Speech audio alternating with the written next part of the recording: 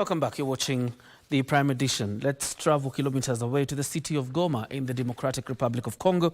And the escalating conflict in that city, that is in the eastern of DRC, could adversely affect Kenya's economy if not quickly resolved. Speaking in a phone interview with the KBC TV news desk, foreign policy analyst Gordon Kechola cautioned that the Kenya's resources could be further stretched by an upsurge in refugees flocking the country from DRC. This even as M23 rebels continued to batter DRC troops in Goma for the third day in a row. More than 72 hours, Goma city in eastern DRC has witnessed fierce battles between M23 rebels and the DRC army and its allies. The clashes, which have left hundreds injured, did not come as a surprise, with analysts citing DRC's government's inability to solely contain the rebels. Then we saw when the East African Standby Force went to DRC, they were asked by DRC to leave. Kenya went there. Kenya was asked to leave the forces. The preceding events clearly indicated that there is a rift, a gap that is being created between the government and the rebels, and either of the side was to take charge. It's unfortunate that the rebels took charge before the government did.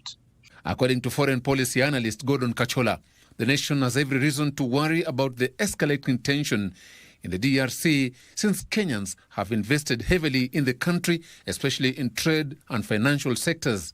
It should worry any Kenyan that, well, our people who are in DRC are at risk. But that aside, when there's a conflict, we've had conflicts within East African community, and whenever there is a conflict, you will always see influx of refugees. Some of these refugees will not just go to the neighboring Uganda and Rwanda. Some of them will come over to Kenya. Clashes in DRC between M23 rebels and the army and its allies have left hospitals overwhelmed by casualties and bodies on the streets. According to the UN, essential services have been unavailable since the offensive began, with electricity, water and internet cut. On Wednesday, M23 rebels tightened their grip on Goma city, with local media reporting that while fighting appears to have eased in most parts of Goma, sporadic gunfire continued in northern areas.